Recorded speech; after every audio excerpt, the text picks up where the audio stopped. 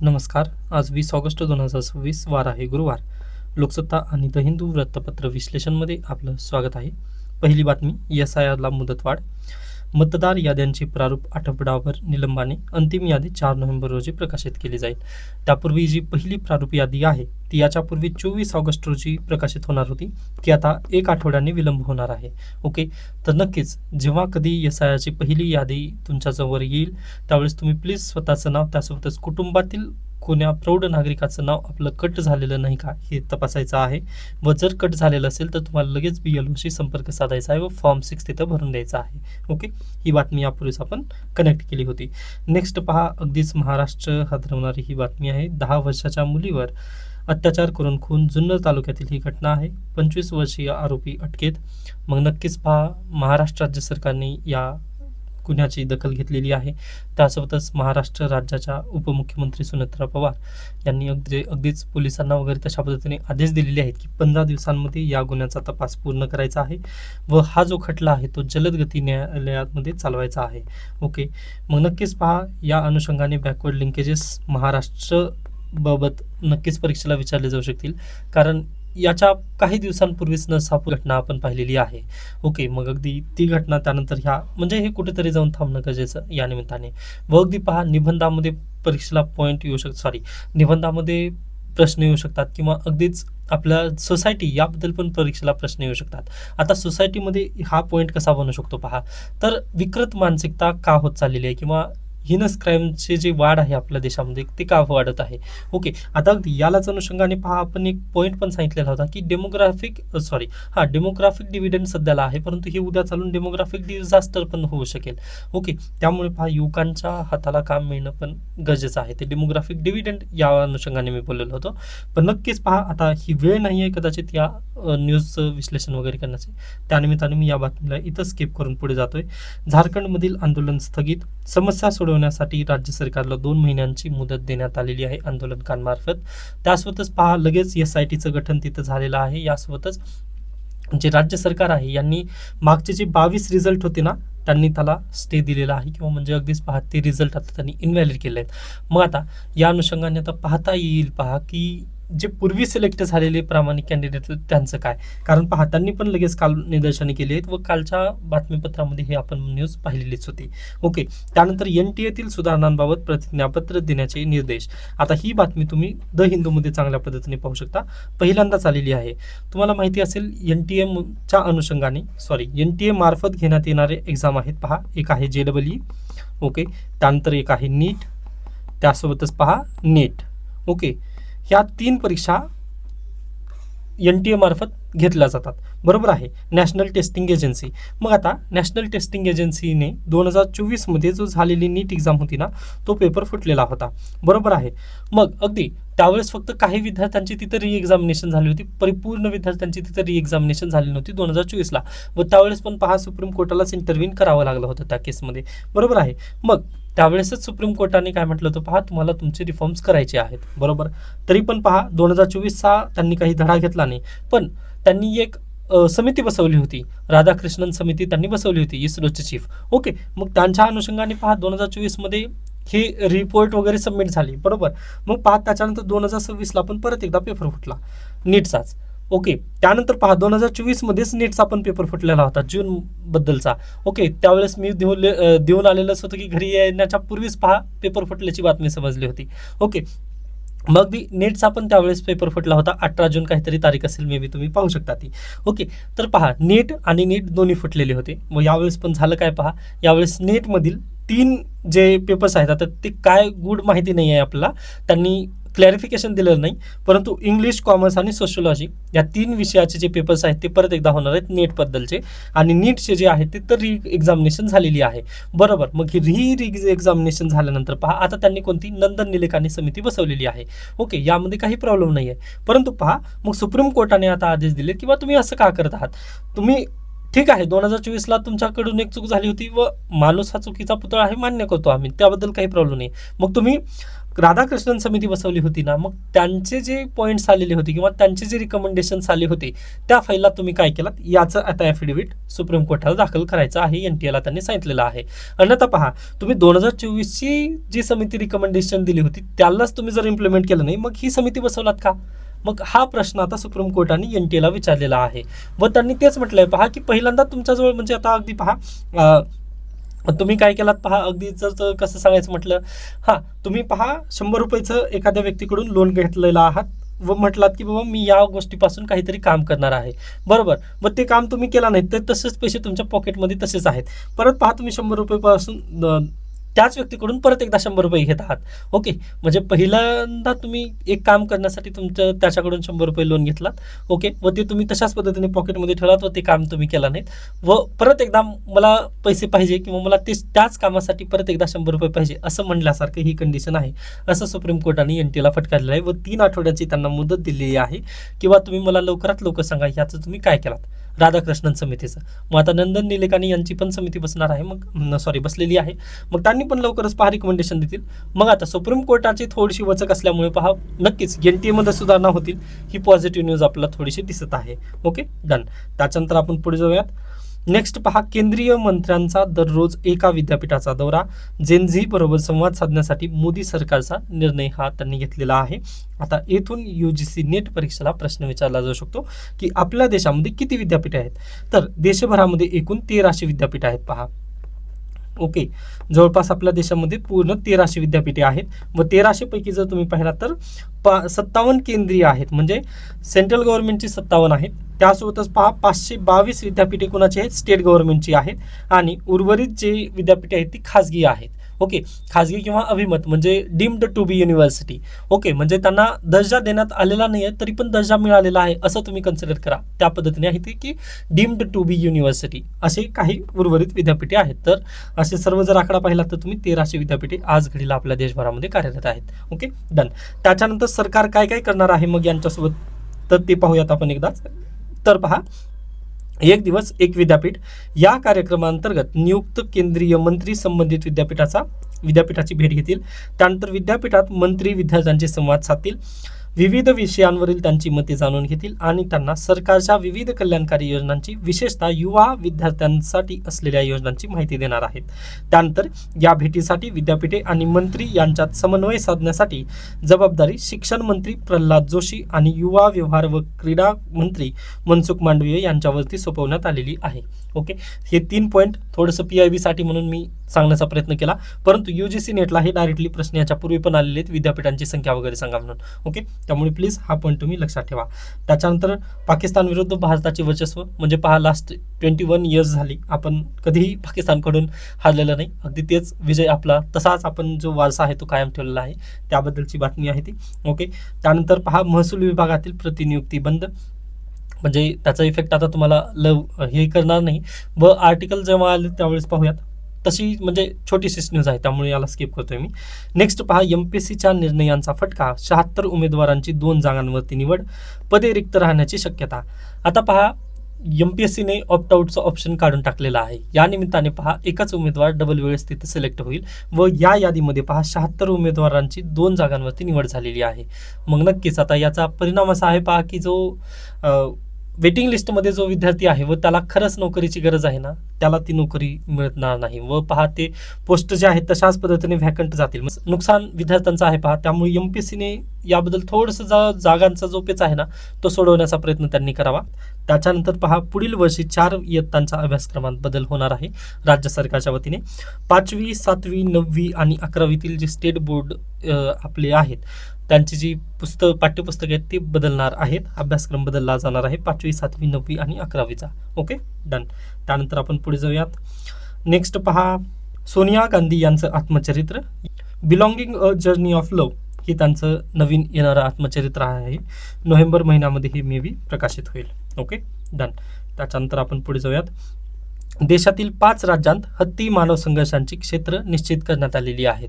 Okay, परीक्षेला जर असा पॉईंट विचारला किंवा हत्ती मानव संघर्ष याबद्दल GS3ला जर प्रश्न आला ना, तर तुम्ही हा अहवाल नक्की लिहू शकता. पहा, मानव आणि हत्ती यांच्यातील संघर्षाची तीव्रता वाढत असताना डेहराडून येथील भारतीय वन्यजीव संस्थेने आणि हत्ती प्रकल्प विभागाने देशातील 5 राज्यांमधील संघर्षग्रस्त 5 राज्यातील संघर्षग्रस्त क्षेत्राची त्यांनी नोंद केली आहे.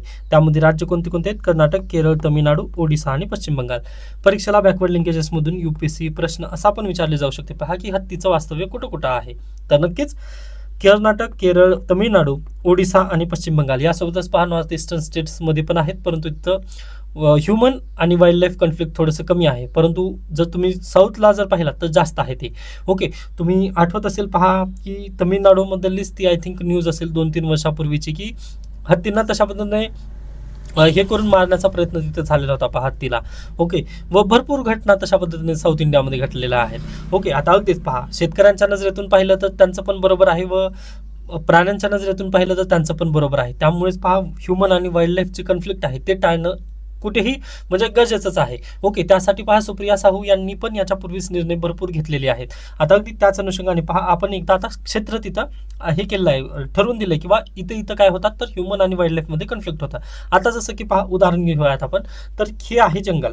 ओके, व या जंगलमध्ये पहा आता अगदीच त्यांचं जे हॅबिटॅट आहे ते कमी कमी होत चाललेलं आहे. कारण इथं याला ग्रीन करूयात आपण, हे जंगल आहे व ही मानवी वस्ती इथं चालू होते पहा. ओके, मग मानवी वस्ती या जंगलामध्ये जास्त येण्याचा प्रयत्न करत आहे. मग मला सांगा तर त्यांचं हॅबिटॅट जे आहे ते कमी कमी होत असेल, हत्तींचं हॅबिटॅट जर कमी कमी होत गेलं तर ते त्यांच्या दुसऱ्या तिकडे जातील का? नाही तर बिलकुल जातील. पहा अन्नाच्या शोधासाठी वगैरे ते नक्कीच मग गावामध्ये जातील. मग गावामध्ये गेल्यानंतर पहा ते भितात. ओके, म्हणजे जनता अगदीच भिणार तर नक्कीच आहे ना, म्हणजे तशा पद्धतीने प्राण्याला वगैरे पाहिल्यानंतर. मग त्यामुळे पहा ह्युमन आणि वाईल्ड लाईफ तिथे कॉन्फ्लिक्ट होत आहे. त्यामुळे पहा जर रोजच हत्ती मानवी वस्तीमध्ये जात असेल व तिथं नासधूस जर करत असेल तर पहा जे गावकरी आहेत ते काय करतील, मग अगदी हत्तीला मारूनच टाकायचा पर्याय ते शोधण्याचा प्रयत्न करतील. मग हेच होऊ नये यासाठी पहा अगदी हे झालं हत्तीबद्दल. आता अगदी आपल्या महाराष्ट्रामध्ये टायगरबद्दल पण तीच समस्या आहे. ओके, म्हणजे आपल्याकडे जर आता गावामध्ये जर टायगर आला तर अगदीच पहा आपले जे वन्य प्राणी वन्य म्हणता येणार नाही, जे पाळीव प्राणी आहेत. ओके, मग त्यांच्या जीवाला धोका असतो. मग त्यांच्या जीवाला धोका होऊ नये म्हणून डायरेक्टली शेतकरी काय करतात, पहा त्याला मारूनच टाकण्याचा प्रयत्न करतात. मग हे अगदी इकडे पाहिलं तर ते चुकीचं आहे, परंतु शेतकऱ्यांच्या नजरेतून जर तुम्ही पाहिलात तर ते पण तुम्ही थोडंसं तिथं सोडवण्याचा प्रयत्न करू शकता. आता हीच केस स्टडी तुम्हाला मी सांगितली, इथिक्सच्या पर्स्पेक्टिव्हने विचार करा. ओके, आता इथिक्सच्या पर्स्पेक्टिव्हने तुम्ही IPS ऑफिसर आहात किंवा वन अधिकारी आहात. ओके, इंडियन फॉरेस्ट ऑफिसर तुम्ही झालेला आहात. मग पहा इंडियन फॉरेस्ट ऑफिसर तुम्ही असल्यानंतर आता मग तुम्हाला निर्णय घ्यायचा आहे की ह्युमन आणि वाईल्ड लाईफ कॉन्फ्लिक्ट कसं टाळायचं. ओके, याचं उत्तर तुम्ही थोडंसं शोधण्याचा प्रयत्न करा किंवा नेटवरती याच्या पूर्वी जे IFS अधिकारी आहेत त्यांनी कशा पद्धतीने हे टाळलेलं आहे ह्युमन आणि वाईल्ड लाईफ कॉन्फ्लिक्ट, त्याबद्दल तुम्ही थोडंसं सर्च करून उत्तर लिहिण्याचा प्रयत्न नक्की करू शकता. ओके, मी थोडक्यात प्रश्न देण्याचा तुम्हाला प्रयत्न केलेलाच आहे. डन. त्याच्यानंतर नेक्स्ट पहा, काल परत कपिल सिब्बल यांचा युक्तिवाद चालला. त्याच्यानंतर देवदत्त कामत यांनी पण काल युक्तिवाद केला. मग युक्तिवाद करत असताना देवदत्त कामत यांना प्रश्न विचारण्यात आला पहा न्यायमूर्ती जयमाला बागची यांनी, की आता सध्याला आम्ही एकनाथ शिंदे यांना अपात्र ठरवू शकतो का. त्यावर त्यांनी डायरेक्टली म्हटलंय पहा की शेड्यूल 10th व सुप्रीम कोर्टाचं जर आर्टिकल तुम्ही 142 पाहिलात तर त्याची पॉवर खूप मोठी आहे व कंप्लीट जस्टिससाठी पहा सुप्रीम कोर्ट निर्णय घेऊ शकतो. आज देखील एकनाथ शिंदे यांना त्यांनी तशा पद्धतीने अपात्र ठरवता येऊ शकतं. ओके, पण पहा आता समस्या ही आहे की कॉन्स्टिट्युशनल बेंच त्यानंतर म्हणजे प्रत्येक गोष्टींचा तिथं विचार केला जाईल व तिथं जर मेजॉरिटी जजेसची जर मेजॉरिटी आली तर कदाचित हे बरखास्त होऊ शकतं. परंतु मला नाही वाटत की आता एवढा कठोर निर्णय तिथं घेतला जाईल. परंतु नक्कीच काल कपिल सिब्बल यांनी युक्तिवाद करत असताना म्हटले की जर चिन्ह जे धनुष्यबाणाचं जे चिन्ह आहे, खरा टायगर कोण अशा पद्धतीने जर निर्णय घ्यायचाच असेल किंवा खरी शिवसेना कोणाची हा जर निर्णय घ्यायचा असेल तर तुम्ही उद्धव ठाकरे यांनाच निर्णय देणं गरजेचं आहे. अन्यथा तर जर ते तुम्ही धनुष्यबाण जर दुसऱ्या व्यक्तीला देत असाल तर ते योग्य होणारच नाही. मग ते तुम्ही डायरेक्टली गोठवूनच टाकावं असं त्यांनी म्हटलेलं आहे. आता पाहूयात याचं सुप्रीम कोर्ट काय निकाल देईल व पहा आपण फक्त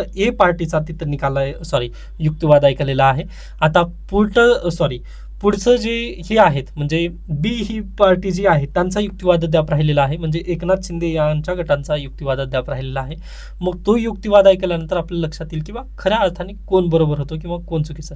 आपण पण पहा इन्स्टंट जस्टिसवरती वगैरे जाऊ नये, मीडिएट ट्रायलमध्ये आपण जायचं नाहीये.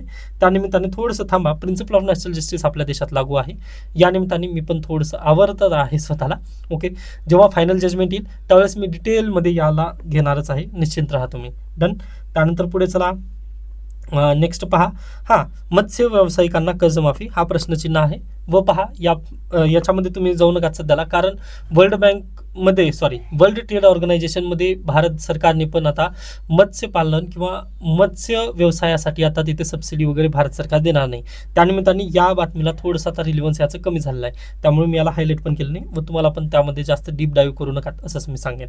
ओके, हां, जर पुढल्या वर्षी जर इंटरनॅशनल रिलेशनमध्ये तशी काही घडामोडी असेल ना वर्ल्ड ट्रेड ऑर्गनायझेशनबद्दल वगैरे, तर त्यावेळेस मी नक्कीच तुम्हाला सांगेन की बाबा तुम्हाला हे करायचं आहे म्हणून. ओके, हां, त्याचवरून पहा इंटरनॅशनल रिलेशनच्या बॅचचं प्रमोशन. ओके, मी इंटरनॅशनल रिलेशन हा विषय शिकवतो. त्यानिमित्ताने ज्या विद्यार्थ्यांना इंटरनॅशनल रिलेशनची बॅच हवी आहे त्यांनी माझ्याशी संपर्क साधू शकता. 97 65 64 39 12 या नंबरवरती तुम्ही संपर्क साधू शकता इंटरनॅशनल रिलेशनच्या बॅचसाठी. ओके, माझे जर टीचिंग तुम्हाला आवडत असेल तर तुम्ही नक्की माझ्याशी संपर्क साधू शकता. त्यानंतर तुम्हाला माझे म्हणजे त्याचे जे डेमो लेक्चर्स आहेत ना ते आपल्या यूट्यूब चॅनलवरती तुम्हाला मिळून जातील. ओके, त्याच्यानंतर पहा आता एक थोडंसं एक काकण पुढे जायचं आहे आपला. तुम्हाला माहिती असेल इंडियन एक्सप्रेसला पहिल्यांदा व्ही अनंत नागेश्वरन यांनी एक लेख लिहिलेला होता. त्यांनी म्हटलं होतं की आपण आता E10 कडे जायला हवं. ओके, मग त्याच अनुषंगाने पहा हा एकदम ब्युटिफुल आर्टिकल लोकसत्ताने आज लिहिलेला आहे. आता अगदी लोकसत्ताची जर भाषा पाहिली तुम्ही तर ते थोडंसं तुम्हाला लगेच लक्षात येतं की काय होणार आहे. तर मी एकदम थोडक्यात वाचून दाखवण्याचा प्रयत्न करेन. आपल्यासारख्या आकाराने प्रचंड आणि गुंतागुंतीच्या देशाचे ऊर्जा धोरण आखणे ही एखादा पक्ष फोडणे वा सरकार पाडणे यापेक्षा कितीतरी अधिक गुंतागुंतीचे आहे. म्हणजे यामधून त्यांनी एवढी टीका केली की बस, म्हणजे 2 शब्दांमध्ये भरपूर टीका आली. ओके, ठीक आहे, वापस या. ओके, तर पहा व्ही अनंत नागेश्वर यांचं म्हणणं काय होतं तर E10 कडे आपल्याला जायला पाहिजे. का तर BS6 या व्हेकल जे आहेत व दुसऱ्याच दिवशी पहा आपल्याकडे द हिंदूने ना आकडेवारी पण दिली होती की व्ही अनंत नागेश्वर यांचं म्हणणं कसं बरोबर आहे. आता त्याच म्हणण्याला पुढे घेऊन जात आहे लोकसत्ता. ओके, तर लोकसत्ताचं काय म्हणणं आहे पहा. तर पहा आज केंद्र सरकार काय म्हणतं की E20 जर फ्यूल आपण मिसळलं म्हणजे पहा 1 लिटर 1 लिटर पेट्रोलमध्ये 20% जर आपण इथेनॉल मिसळलं तर आपली जी पेट्रोलवरती जी आयात आहे ना ती थांबेल असं त्यांचं मत आहे ना केंद्र सरकारचं. मग त्या आर्ग्युमेंटला यांनी काउंटर करण्याचा प्रयत्न केला आहे पहा. तर लोकसत्ता काय म्हणत आहे 1 लिटर. ओके, मग 1 लिटरमध्ये पहा 1000 ml हे पेट्रोल येणार आहे बरोबर. मग 1000 ml मध्ये प्युअर पेट्रोल असेल, त्यापैकी 800 आता आपण काय करत आहोत 800 प्युअर पेट्रोल प्लस इथेनॉल किती 200 ml. ओके, 200 ml इथेनॉल अशा पद्धतीने आपण काय केलं पहा मिक्सचर केलं व आज घडीला आपण काय हे पेट्रोल विक्री करत आहोत बरोबर आहे 1 लिटर. मग पहा याच्या पूर्वी आता अगदी आपण मोटरसायकलचं उदाहरण घेऊयात. ओके, म्हणजे माझ्याकडे पहा BS6 वाली बाईक आहे. ओके, मग या बाईकवरती जर मी 1 लिटरचं पेट्रोल टाकलं, BS6 नाही तर BS4च घेऊयात आपण, कारण याच्या पूर्वीची बाईक पाहिजे ना आपल्याला. हां, तर पहा BS4 बाईक जर प्युअर पेट्रोल म्हणजे 100% पेट्रोल असलेलं जी आपलं याच्या पूर्वीचं जे फ्यूल यायचं ओके ते जर फ्यूल मी माझ्या BS4च्या बाईकमध्ये जर टाकलं ना तर माझी बाईक मला किती पहा 50 किलोमीटरचं ॲव्हरेज तिथं नक्की द्यायची बरोबर. म्हणजे 1 लिटरला ती 50 किलोमीटर पुढे जायची बरोबर. पण आता पहा आता झालेलं काय आहे तर 800 ml पेट्रोल आहे आणि 200 ml काय आहे माझ्या बाईक फ्यूलमध्ये मी टाकलेलं तर इथेनॉल आहे. ओके, मग असं मिक्सचर केल्यानंतर पहा आता माझ्या बाईकचं ॲव्हरेज किती झालेलं आहे तर ते झालेलं आहे 40 किलोमीटर. ओके, मग आता केंद्र सरकारने आर्ग्युमेंट देत असताना किंवा केंद्र सरकारने इथेनॉल 20 हे पुढे आणत असताना त्यांनी काय आर्ग्युमेंट दिलेलं आहे की बाबा यामुळे आपली जे आयात आहे ती घटेल. ओके, पेट्रोलची जी आयात आहे ना आयात ती घटेल असं त्यांचं म्हणणं आहे. परंतु प्रॉब्लेम इथं आहे पहा की मला पूर्वी प्रवासासाठी पहा मला जर 100 किलोमीटर जायचं जर असेल तर पूर्वी फक्त मला किती 2 लिटर पेट्रोल लागायचं. ओके, कारण माझ्या गाडीचा ॲव्हरेज पहा तुम्ही पाहिलात 50 किलोमीटर 1 लिटरला यायचं. आता अगदीच मला जर 100 किलोमीटरचा प्रवास करायचा असेल तर फक्त 2 लिटर पूर्वी पेट्रोल लागायचं, पण आता किती लागणार आहे तर पहा तुम्ही, आता फक्त माझ्याकडे 40च झालं ना, मग मी काय करणार पहा, 2 लिटर म्हणजे अगदीच 2.2 लिटर माझं पेट्रोल लागेल. मग मला सांगा आयात कमी झाली की वाढली? ओके, पेट्रोल तिथं जास्तच लागणार आहे ना. मग यामुळे पहा ही पॉलिसी जी आहे ती एका मार्गाने, जे केंद्र सरकार म्हणत होतं ना की बाबा आयात तिथं कमी होईल, तर बिलकुल नाही, तिथं पेट्रोल जास्त मला लागेल. कारण पहा इथेनॉल टाकल्यानंतर पेट्रोलची जी इफिशियन्सी आहे ना ती कमी होते. आय होप हा पॉईंट तुम्हाला क्लिअर झाला असेल किंवा ॲव्हरेजचा हा प्रॉब्लेम तिथं होणार आहे व नक्कीच यामुळे पेट्रोल आपण जास्त आपल्या बाईकमध्ये टाकावं लागेल आपल्याला. डन. मग केंद्र सरकारचा हा पहिला पॉईंट जो होता तो लोकसत्तांनी खोडलेला आहे. त्याच्यानंतर पहा आता नेक्स्ट पॉईंट लोकसत्तांनी काय म्हटलं, किंवा केंद्र सरकारने दुसरा पॉईंट त्यांनी काय म्हटलेले होते पहा, की इथेनॉलमुळे कोणाला फायदा होणार आहे, तर शेतकऱ्यांना फायदा होणार आहे. चला आता त्या पॉईंटकडे येऊयात आपण. तर पहा शेतकरी इथेनॉल कशा पद्धतीने आपल्या देशामध्ये आजपर्यंत पहा, म्हणजे मागच्या 4 वर्षापासून जर आपण इथेनॉलचं प्रकरण पाहिलं तर पहा, याच्यापूर्वी आपण ऊसापासून इथेनॉल बनवत होतो. ओके, म्हणजे ऊस साखर कारखान्यात नेला, साखर कारखान्यापासून पहा आपण एकीकडे साखर बनवत होतो 50, म्हणजे याच्यापूर्वी 2018-17ला वगैरे जर तुम्ही पाहिलं तर 100% आपण डायरेक्टली साखरच बनवायचो. पण आता काय केलं पहा, आपण चालना कशाला दिली, तर आता इथेनॉलला चालना दिली. त्यामुळे 50% आपण काय बनवत आहोत पहा, साखर बनवत आहोत. ओके, आणि 50% आपण काय बनवत आहोत, 50% साखर आणि 50% इथेनॉल इथं बनवत आहोत. व पहा ऊसापासून इथेनॉल करावायचे असल्यास प्रति लिटर इथेनॉल बनवण्यासाठी सुमारे 3630 लिटर पाणी लागतं. किती म्हटलं मी, किती म्हटलेलं आहे पहा, 3630 लिटर पाणी.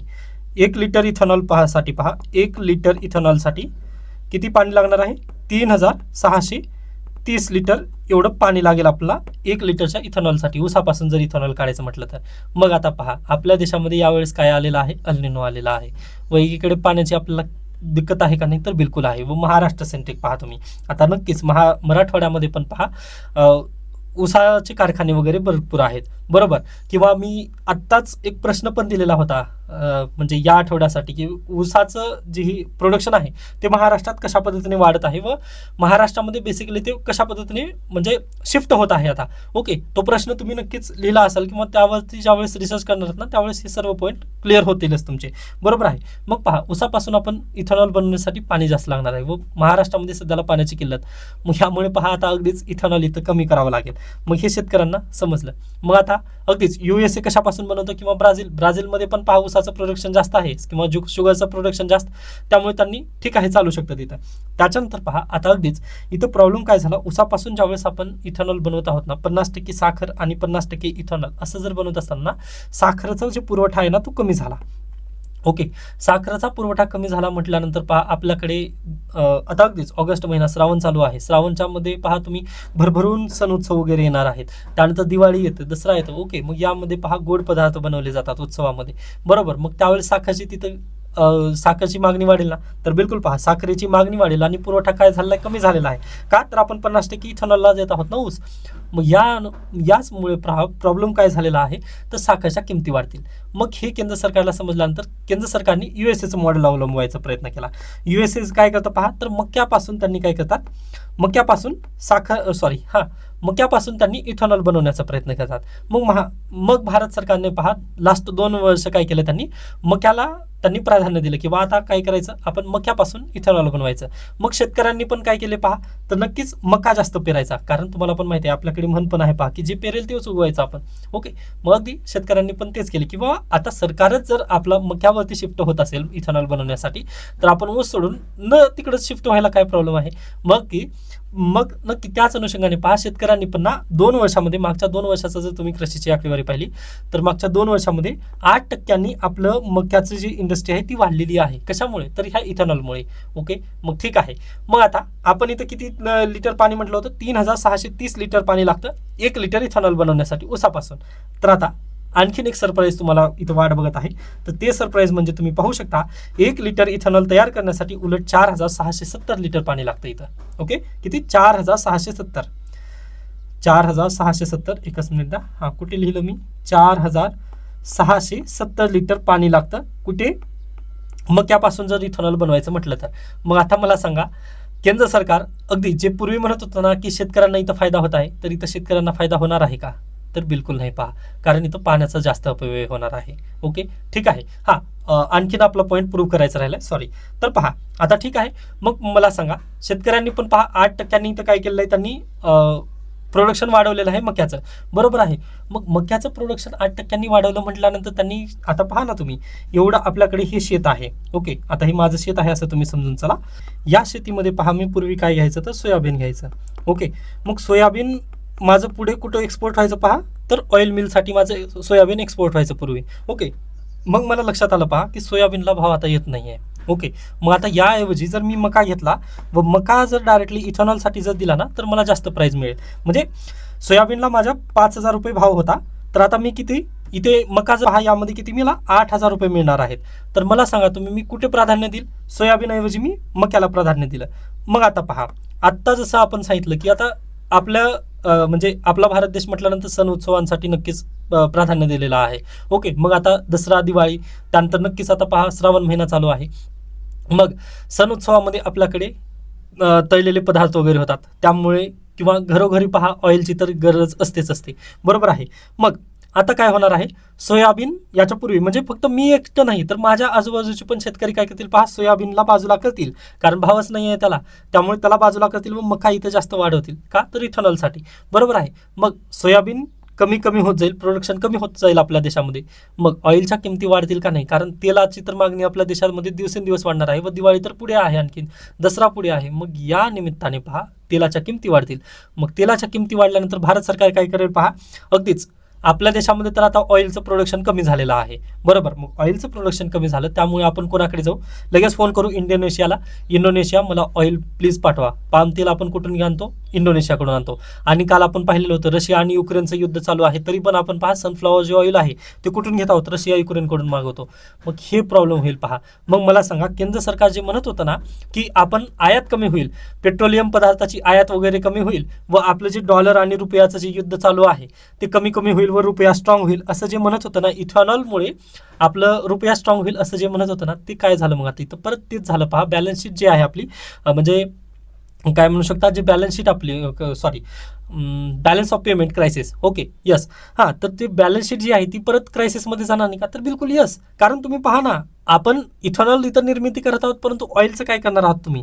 ओके, ऑइल आपल्याला सप्लाय होईल का? तर बिलकुल नाही.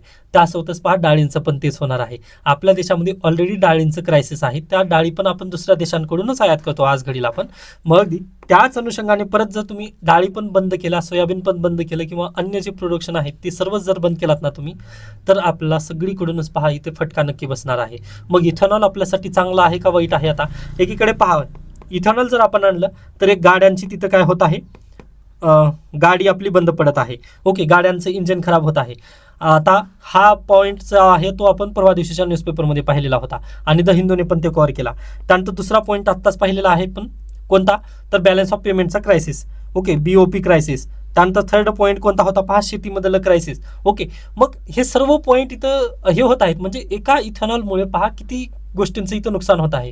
त्यामुळे पहा व्ही अनंत नागेश्वर यांनी जे काही म्हटलं ना की पहा आपण E10 कडे जाऊयात, E20 आपल्यासाठी नाही आहे ना, तर E10 आपल्यासाठी बेटर असेल. मग आता केंद्र सरकारने व्ही अनंत नागेश्वर यांचा सल्ला ऐकणं गरजेचं आहे, असंच इथं लोकसत्ता म्हणण्याचा प्रयत्न त्यांनी केला आहे व शेवटी त्यांनी त्यांचे आर्टिकल्स पण दिले आहेत पहा, लोकसत्ताने लिहिलेले याच्यापूर्वी.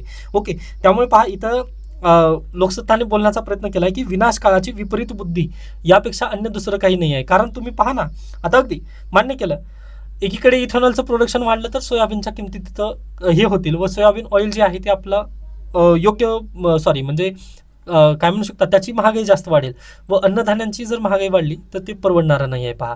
म्हणजे कुठेही गेलात तर आपल्याला ते परवडणारं नाही आहे. इथेनॉल आज घडीला परवडणारं नाहीच आहे, हे आपण इथं बेसिकली प्रूव्ह केलं आहे. व सध्याला देशामध्ये अल निनो आहे, त्यामुळे पाण्याची किल्लत अगदीच असताना आपण जर आता मक्यावरती शिफ्ट झालं तर 4,670 लिटर पाणी लागणार आहे. आणि जर तुम्ही साखरपासून जर इथेनॉल बनवायचं म्हटलं तर तिथे की 3,630 लिटर पाणी लागणार आहे.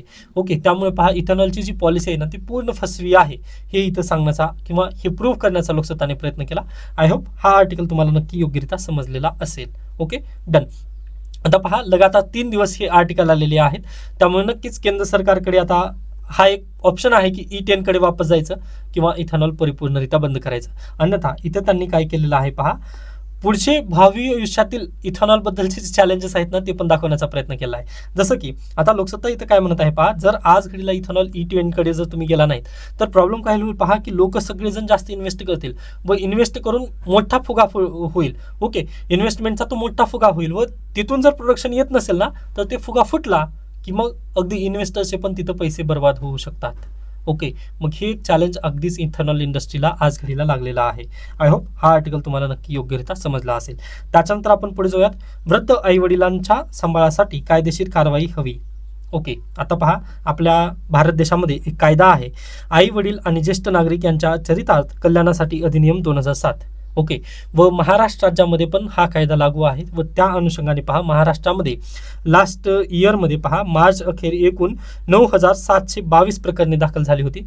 त्यापैकी 8,160 प्रकरणे जी आहेत ती निकालण्यात आलेली आहेत याच्यापूर्वीच. म्हणजे अगदी सक्सेस रेट पण चांगला आहे आपल्या महाराष्ट्रामध्ये, की लगेच आपण त्याला काय करतो पहा, आई वडिलांविषयी किंवा वृद्ध आई वडिलांविषयीचे जे प्रकरण एखादी सुनावणी झालं ना लगेच त्याला निकाली आपण काढतो. म्हणजे पहा, त्यामध्ये तरतूद काय आहे, तर जर आई वडिलांनी म्हणजे वृद्ध आई वडिलांनी किंवा अगदी वृद्ध आई वडिलांनी येऊन जर त्यांच्या पाल्याविषयी वगैरे जर कंप्लेंट केली ना, तिथं रजिस्ट्रेशनमध्ये पहिल्यांदा ज्या दिवशीची तारीख आहे, म्हणजे आज तारीख काय आहे पहा, तर 20 ऑगस्ट तारीख आहे ना आज, तर 20 ऑगस्ट रोजीच लगेच त्या पाल्याला नोटीस तिथं पाठवण्यात येते व नोटीस पाठवल्याच्या नंतर लगेच 90 दिवसांमध्ये त्यांचा निकाल पण ते लावण्याचा प्रयत्न करत असतात.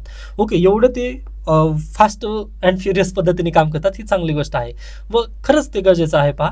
कारण पहा, आज घडीला तर ही प्रॉब्लेम नाही आहे पहा, परंतु उद्याच्या 30 वर्षानंतर म्हणजे 20च वर्षानंतर आज घडीला जे डेमोग्राफिक डिव्हिडंड आपल्या देशामध्ये आहे.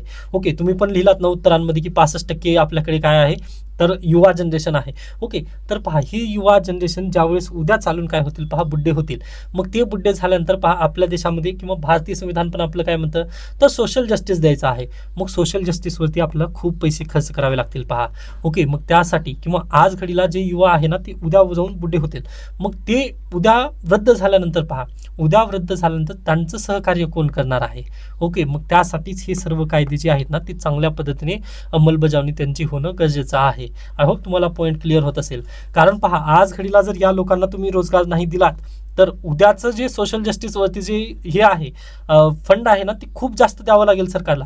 म्हणजे याच कारणानिमित्त पहा, व्हिजन असणं खूप गरजेचं आहे सरकारकडे, की बा आज जर मी यांच्याकडे FD वगैरे करून ठेवली नाही, म्हणजे पहा ना, आता तुम्ही एखादा 30 वर्षीय युवक आहे किंवा हा व्यक्ती 30 वर्षाचा झालेला आहे व याला जर रोजगार नाही आहे, तर रोजगार नसल्यानंतर पहा, हा अगदीच डेली बेसिसवर तो काहीतरी काम करेल व तशा पद्धतीने त्याचं डेलीचं तो पोट भागवेल. बरोबर आहे. मग तो पहा होईल उद्या चालून 30 वर्षानंतर परत पहा 60 वर्षाचा हा बनेल. ओके, मग 60 वर्षाचा झाल्यानंतर हा रोज काम त्या पद्धतीने करू शकणार आहे का, तर बिलकुल नाही पहा, हा काम करू शकणार नाही. मग याच्याजवळ इन्कम असेल का, म्हणजे त्यांनी मज्जाने लाईफ जगण्यासारखं याच्याकडे इन्कम असेल का, म्हणजे 60 वर्षानंतर चांगली लाईफ जगण्यासाठी बिलकुल नसेल पहा. मग ह्याची लाईफ काय असेल, तर नक्कीच पाहतो सरकारकडे जास्त सरकारच्या आशेवर तो बसेल की बाबा मला सरकार काहीतरी मदत करेल म्हणून. कारण त्याचे पुन्हा हातपाय नाहीत चालणार व तो अगदी पोट भरण्यासाठी फक्त सरकारकडे पाहिजे.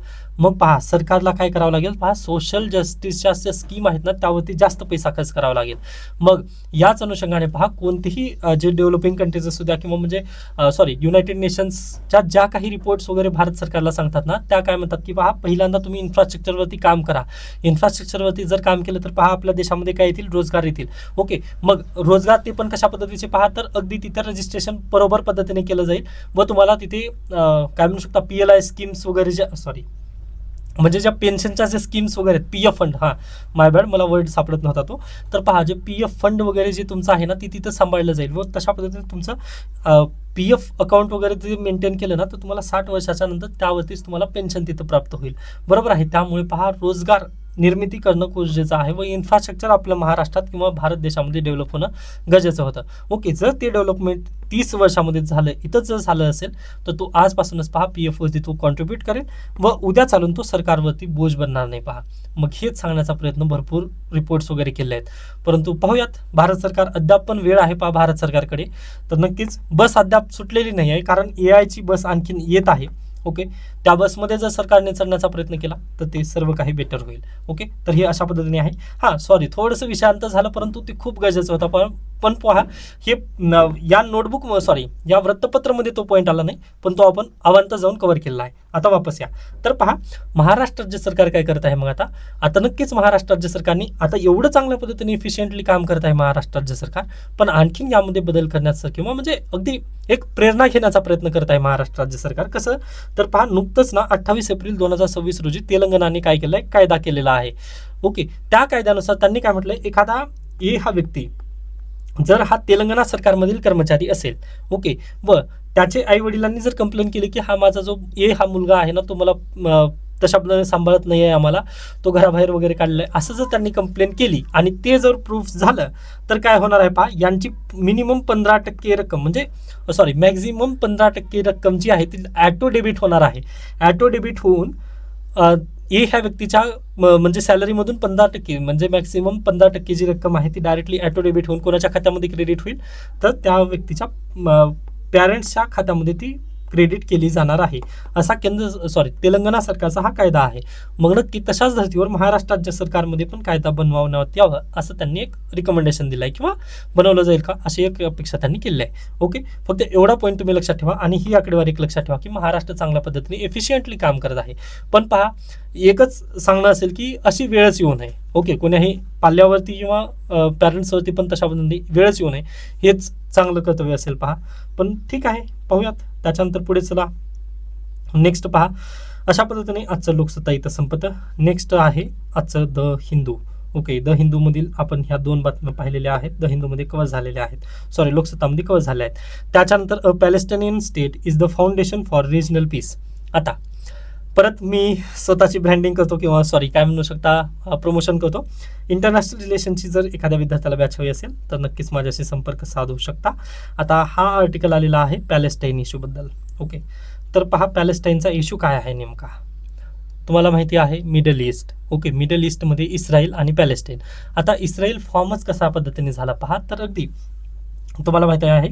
तर हे अशा पद्धतीने पहा, हे इथे आहे येमेन, ओमान, त्यानंतर सौदी अरेबिया अशा पद्धतीने पहा, व इकडे गेल्यानंतर हे इजिप्त आणि आफ्रिकाकडे जातं, व इकडे परत अरेबियन सागर वगैरे इराण, इराक. ओके, तर इथं जवळपास पहा, इथं आहे पॅलेस्टीन आणि इस्रायल. ओके, तुम्ही नकाशा पाहू शकता, हे आहे इस्रायल व त्याच्याच बाजूला पहा, त्याच्याच बाजूला आहे पॅलेस्टीन. ओके, तर ही जी लँड होती ना, ओके, ही जी लँड होती ती 1917च्या नंतर पहा इस्रायली इथे येऊन बसलेले आहेत. का तर तिकडे आलेला होता जर्मनीमध्ये आला हिटलरने म्हटलं की बा जे यहुदी आहेत ते आपले नाही आहेत किंवा त्यांना तुम्ही इथून जे ज्यूज आहेत ना त्यांना तुम्ही इथून बाजूला करा, ते आपल्यासाठी चांगले नाही आहेत असं त्यांनी म्हणजे त्यांच्या विरोधात पहा नारे वगैरे लावले व त्यांना अगदीच नरसंहार तिथं भरपूर मोठ्या प्रमाणात झाला जर्मनीमध्ये. ओके, वर्ल्ड हिस्ट्रीमध्ये तुम्ही हा पॉईंट नक्की शिकाल किंवा इंटरनॅशनल रिलेशन ज्यावेळेस मी शिकवेन ना त्यावेळेस मी चांगल्या पद्धतीने शिकवेन, कारण कमी वेळेमध्ये मला हे चांगलं सांगता येणार नाही. ओके, तर पहा मग 1917 पासून ना ह्या होली लँडमध्ये ती येऊन राहायला लागले. ओके, व पहा जे अरब होते ना त्यावेळेस ते एकदम ठीक आहे ना. आता म्हणजे अगदीच पहा ना, आता तुम्ही एखाद्या गावामध्ये राहता. ओके, गावामध्ये राहत असल्यानंतर आज घडीला तुम्ही फ्लॅटिंगचे रेट पाहिलेले असताल ना तर तिथं अगदी खूप कमी किमतीमध्ये ते फ्लॅटिंग वगैरे तिथं मिळेल. परंतु तेच जर सिटी एरियामध्ये जर तुम्ही गेला तर तिथं फ्लॅटिंगचे रेट अगदी जास्त मोठ्या प्रमाणात असतात. अगदी तसंच पहा, ज्यावेळेस अरब लोकांमध्ये जे ज्यूज आहेत ते अरबमध्ये जेव्हा आले ना राहण्यासाठी वगैरे त्यावेळेस त्यांनी जमिनी विकल्या त्यांना. ठीक आहे बाबा, तुम्हाला राहायचंय तर हा, इथं आम्हाला काही प्रॉब्लेम नाही. व त्यांना सपोर्ट कोणी केला पहा, तर USA आणि ब्रिटन या दोघांनी सपोर्ट त्यांना भरभरून केला, पैसे वगैरे त्यांना दिले ज्यूजला. ओके, मग ते तिथे येऊन राहायला लागले. मग त्यावेळेस पहा सगळे, आता अगदी हे गाव होतं, या गावामध्ये पहा दुसऱ्या गावातील लोक येऊन ना राहायला लागले. ओके, व प्रत्येक घर जे आहे ना ते आता दुसऱ्या गावातील लोकांचं झालेलं आहे. ओके, व हे जे ह्या परमनंट गावाचे जे गावकरी होते ना त्यांची घरं फक्त पहा थोडीशी राहिली. ओके, मग ह्यांना लक्षात आलं की बाबा आपण तर इथं आता अल्पसंख्याक झालो. ओके, म्हणजे पहिल्या सर्व ज्या जमिनी होत्या ना त्या आपण ह्या लोकांना विकल्या व आता फक्त आपल्याकडे एवढ्याच जमिनी राहिल्यात. मग आपण ह्या आपल्याच देशामध्ये आपणच अल्पसंख्याक झालो आहोत असं कोणाला समजलं पहा, पॅलेस्टाईनियनला किंवा अरबियनला तिथं समजलं. मग त्याच्यानंतर पहा इथं 1947 नंतर हा वाद उठयास आला की बाबा आपण इथं अल्पसंख्याक झालो, आता आम्हाला वाचवा. मग त्याच्यानंतर हे टू स्टेट नेशनची जी थेरी आहे ना ती पुढे आली. म्हणजे एक तर पॅलेस्टाईन पण होऊ द्या आणि इस्रायल पण होऊ द्या. व भारत सरकारने त्यावेळेस त्याला काय दिला आहे पहा, पाठिंबा दिला होता व भारत देशाने यस म्हटलेला आहे त्याला. ओके, की 2 नेशन थेरीला आपण यस म्हटलं. मग पहा असंच दिवसेंदिवस हे चालू होतं. मग इराणला पण हे सर्व काही मान्य होतं पहा. परंतु 1979ला जेव्हा अमेरिकेने इंटरव्ह्यून केलं ना इराणमध्ये, तेव्हापासून इस्रायल आणि इराण या दोघांचं बेसिकली भांडण पेटलेलं आहे. आता ह्यासाठीचा सपोर्टिंगचा जो व्हिडिओ आहे ना, तो मी 28 फेब्रुवारी रोजी बनवलेला होता, की अमेरिका आणि इराणचं नेमकं भांडण कशामुळे लागलेलं आहे, किंवा इस्रायल आणि इराण या दोघांचं नेमकं वाद काय आहे. तर ते प्लीज तुम्ही 28 फेब्रुवारी 2026 आपण व्हिडिओमधून ते पाहून घेऊ शकता. ओके, तर पहा ही समस्या आहे. मग आता सध्याला पण त्यांचं दोघांचं युद्ध चालू आहे पहा, भांडण दोघांचं पण चालू आहे. पण असं नाही आहे पहा की इराणमध्ये यहुदी राहत नाहीत किंवा ज्यूज राहत नाहीत, तर बिलकुल राहतात. जवळपास 15,000 पीपल जे आहेत ना, ते इराणमध्ये आज देखील आहेत. ओके, त्यासोबतच पहा त्यांना पार्लिमेंटची सीट पण देण्यात आलेली आहे इराणच्या कॉन्स्टिट्यूशननुसार. तरी देखील इराण आणि इस्रायल हे दोघं जण भांडण करत आहेत. ओके, म्हणजे अगदीच गजब फकिरी आहे अशा पद्धतीने हे झालेलं आहे. पण ठीक आहे, मग आता याला लेखक काय म्हणत आहेत पहा, की जर यामध्ये संतुलन आणायचं असेल आणि जर यामध्ये शांतता जर हवी असेल, तर तुम्हाला फक्त एकच काम करायचं आहे. तर हे जे 2 नेशन थेरी जी होती, भारत सरकारने पण याला पाठिंबा दिलाय ना, ते मान्य करावं लागेल. त्यावेळेसच याचं सोल्युशन होईल पहा. आणि आता अगदीच पहा, जे पॅलेस्टियन्स होते ना, त्यांचं तुम्ही पाहू शकता ना. आता म्हणजे अगदी मी जसं उदाहरण सांगितलं ना, एक गाव आहे, त्या गावामध्ये पहा दुसऱ्या गावामधून आलेले जे नागरिक आहेत ते तिथं सगळ्यांनी घरं घेतली व तिथं राहिले. म्हणजे परमनंट तिथले जे आदिवासी होते किंवा तेथील जे अधिवास करणारे म्हणजे स्थानिक जे होते तेच तिथं अल्पसंख्याक झाले. मग आता पहा ना, त्या अल्पसंख्याकांवरती जे बाहेरून आलेले त्यांनी जर तशा पद्धतीने गावात जावा करत असतील किंवा मीच मोठा आहे, तू इथं माझ्या आधिपत्याखाली राहा म्हटल्यानंतर ते योग्य होणार नाही ना. मग अगदी हीच कंडिशन इथं झालेली आहे पहा सध्याला. ओके, म्हणजे बाहेरून आलेले त्यांच्यावरती हे करत आहेत किंवा दादागिरी करत आहेत किंवा मीच इथं मोठा आहे म्हणून. ओके, पण पहा याला इस्रायलला पहिल्यांदा समजावं लागेल व ते समजावण्यासाठी USA ला पहिल्यांदा समजावं लागेल. ओके, पण पहा सध्याला USAचे अध्यक्ष आहेत डोनाल्ड ट्रम्प, त्यामुळे हे सर्व तरी एक ड्रीम आहे असं म्हणू शकता. ओके, बाकी शक्य झालं तर आर्टिकल वाचून घ्या, पण याचं जे क्रक्स आहे ना ते मी सांगण्याचा तुम्हाला बेसिकली प्रयत्न केला आहे. ओके, काही हे नाही आहे पहा, कारण हे जे रिलेशन आहे ते आणखीन उद्या चालून बदलणार आहेत. म्हणजे पुढल्या वर्षीची ज्यावेळेस तुम्ही मेन्स जाणार आहात त्यावेळेस थोडंसं हे बदलेल, त्यानिमित्ताने थोडंसं इम्पॉर्टन्स नाही आहे. परंतु मी याला माझ्या हेतूने वगैरे मी याला हायलाईट केलं आहे, तुम्ही शक्य झालं तर वाचून घेऊ शकता. ओके, त्याच्यानंतर नेक्स्ट आर्टिकल पण तसंच आहे पहा, गरजेचा तेवढासा नाही आहे. ओके, म्हणजे लिगल टर्म्स जास्त आहेत, शक्य झालं तर तुम्ही वाचून घ्या, कारण ह्यामध्ये थोडंसं कॉन्ट्राडिक्टरी होतं. हा, पण एक मी इथं लाईन सांगेल, कारण राज्यसेवेला लास्ट इयरला एक प्रश्न आला होता पहा, की पॉस्को कायदा कधीचा आहे.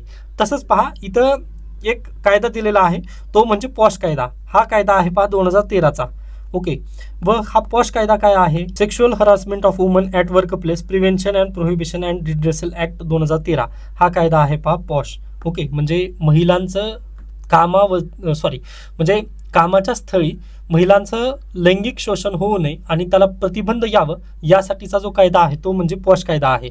आणि विशाखा गाईडलाईन्स म्हणजे काय आहेत, तर ह्याच आहेत पहा विशाखा गाईडलाईन्स. ओके, 1992ला एक केस झाली होती, त्याच्यानंतर पहा 1998 मध्ये सुप्रीम कोर्टाने सांगितलेलं आहे की तुम्ही कामाच्या स्थळी महिलांना पण डिग्निटी त्यांची असावी व त्यांना पण समान दर्जा तिथं वागणूक मिळावी. त्यासोबतच पहा त्यांचं लैंगिक शोषण तिथं होऊ नये कामाच्या स्थळी, यासाठी पहिल्यांदा विशाखा गाईडलाईन्स होत्या. म्हणजे पहा 1998च्या जजमेंटला त्यावेळेस सांगितलं होतं सुप्रीम कोर्टाने किंवा तुम्ही महिलांसाठी चांगलं स्थळ कामाचं स्थळ चांगलं वगैरे बनवावं, असं तुम्ही कायदा बनवा असं 1998ला सांगितलं होतं. तरी देखील भारत सरकारने कोणताही कायदा केला नव्हता कधीपर्यंत, 2013 पर्यंत. फायनली 2013ला ते पण निर्भया प्रकरण वगैरे आल्यानंतर पुन्हा हे फास्ट ट्रॅकमध्ये हे कायदे वगैरे बनवण्यात आले होते. ओके, म्हणजे अगदी तुम्ही पाहू शकता की संसदेचं कामकाज कशा पद्धतीने चालू आहे, कारण सुप्रीम कोर्टाने एखादा आदेश दिला होता तरी देखील त्याचं पालन झालं नव्हतं. फक्त आपल्या देशामध्ये विशाखा गाईडलाईन्स हेच नाव तिथं उदयास आलेलं होतं. ओके, त्यामुळे पहा परीक्षेला जर प्रश्न विचारण्यात आला की पॉश कायदा कधीचा आहे, तर 2013चा हा कायदा आहे. व कशा संदर्भात आहे, तर महिलांना कामाच्या स्थळी त्यांचं शोषण होऊ नये यासाठीचा हा कायदा आहे. ओके, उर्वरित हा जो आर्टिकल आला ना तो थोडंसं आयडियल व्हिक्टिम काय असतं वगैरे याबद्दल दिलेलं आहे. तुमच्यासाठी ते आवश्यकतेचं नाही किंवा UPSC पण असे प्रश्न विचारत नाही. हा, ज्यांनी ज्युडिशरीची तयारी वगैरे करत आहेत किंवा छोटा मोठा तुम्हाला पण वकील व्हायचा आहे, म्हणजे थोडंसं इंटरेस्ट येतं सुप्रीम कोर्टाचे जजमेंट वगैरे ऐकण्यासाठी, तर तुम्ही हा आर्टिकल वाचू शकता, अन्यथा आवश्यकतेचं नाही आहे. नेक्स्ट आहे पहा, why is the Supreme Court examining polygamy again. आता पहा पॉलिगॅमी म्हणजेच काय, तर बहुपत्नीत्व.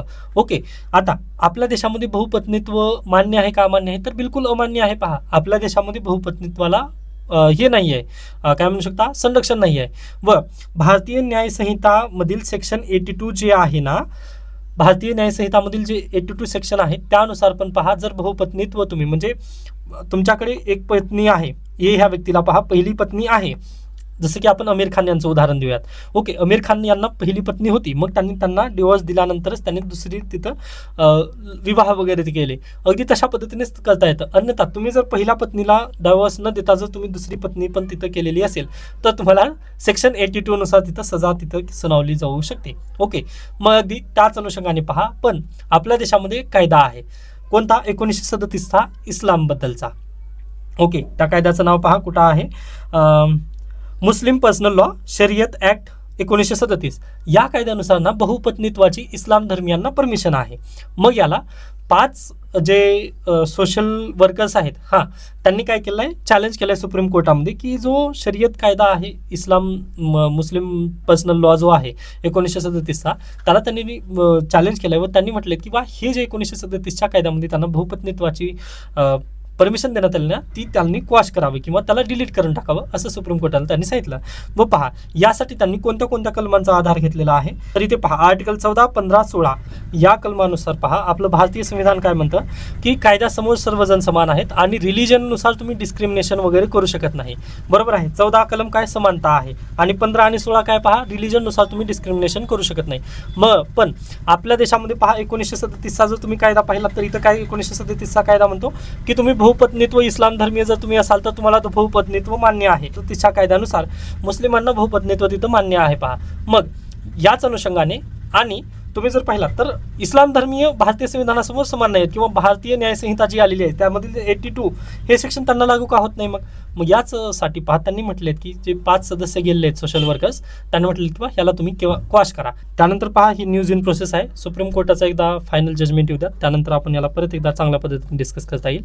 ओके, आता आपण इथे थांबूयात. याबद्दल काही शंका काही सजेशन असतील तर नक्की मला सांगू शकता. धन्यवाद.